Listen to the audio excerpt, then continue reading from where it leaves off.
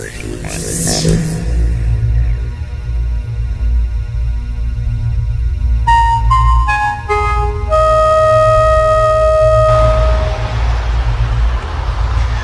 windy, excuse the sound. I'm in Rugby town. I'm popping in to see a person I know, an interesting person that I met approximately a week ago. He's got a shop that I've just walked past. Let's go and pop in and see something interesting. Steve, you in? Yes, mate. Hello, how are you? I'm fine, thank you. What can I do for you? I see you've got some technology with you. I have. I'd like to ask you a couple of questions on camera. Yeah. Is that cool? Okay. Let's pop over to the window.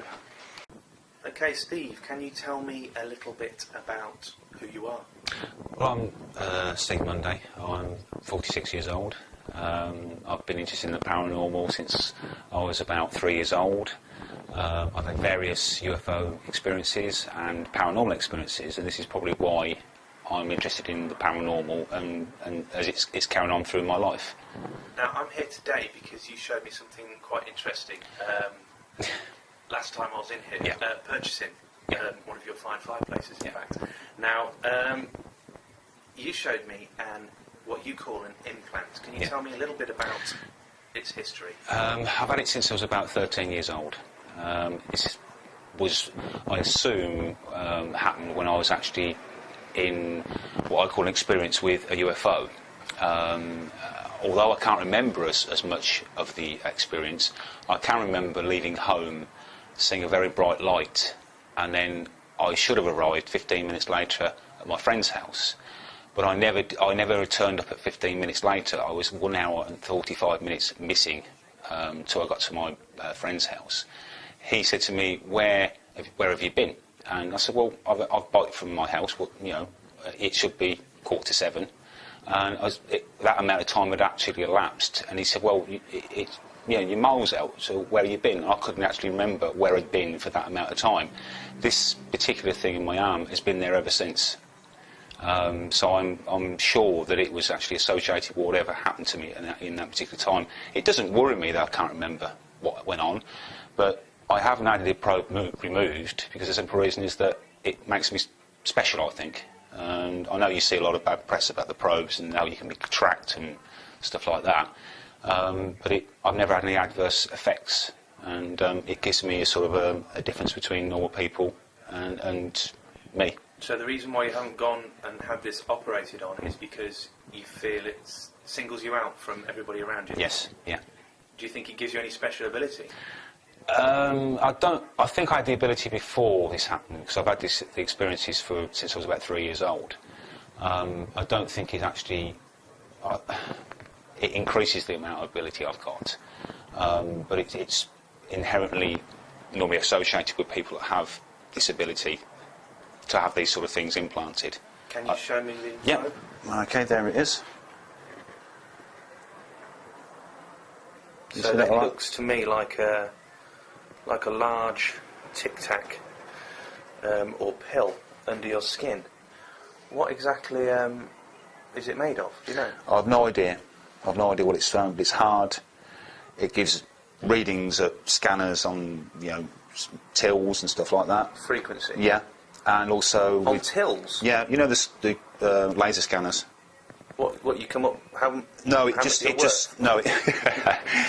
sends them a little bit strange, and they send up sort of like ring up the wrong prices on things for other people. You've never ever wanted to take that out? Well, my brother has always said to me that he'd like to take it out with a knife. Can I touch it? Yeah, you can touch it. Yeah. Well, I'll get it up to a bit more. That's weird, man. Yeah. It feels a little bit. It feels a little bit like a cod liver oil capsule. Yeah. Hang on, the thing is, change the setting on this camera. Is actually in a position where I've read up over the past years where these things are implanted. They're either done in the neck, the forearms, and sort of like in the lower up the nose. But it's not unusual to have these things on the forearms. And you've had that since you were 13 years old? Yeah, I've had further experiences after that with UFOs. In the sort of like several experiences later on and before. That's the only time that I ever lost any time. You're not frightened at all? No. I mean, I know you see on a lot of the programmes where people have regression because they're having nightmares, they can't sleep, they remember what went on. As far as I'm concerned, whatever happened was not bad. So I don't particularly want... I mean, it would be nice to find out, but it's not to a point where I think I'm losing my sanity because, you know, I don't know what went on. I'd rather keep whatever it is and basically say that I had some contact with something that was completely different. So you're a total and utter believer. There's nothing that could sway your mind from the belief that we are not alone and there are other beings in the universe? I'm a believer. There is something out there. I'm not sure how they get here. I'm not a scientist. I don't know how they drive their craft and stuff like that. But there is something out there. So many people have these experiences.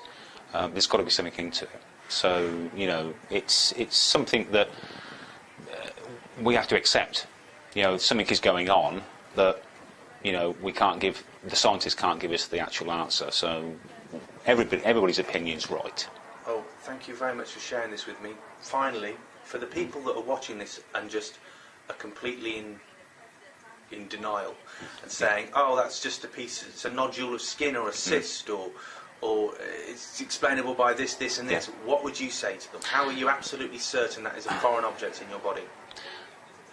I think it all comes down to sort of what you believe in as such. If you want to believe it's a container full of skin and fat, then you believe it. But I personally believe it has connection for what happened to me. And, you know, one day I might have it taken out, but I think the separation would be, you know, heart-wrenching, because the simple reason is that I have had some contact with something that's completely out of this world.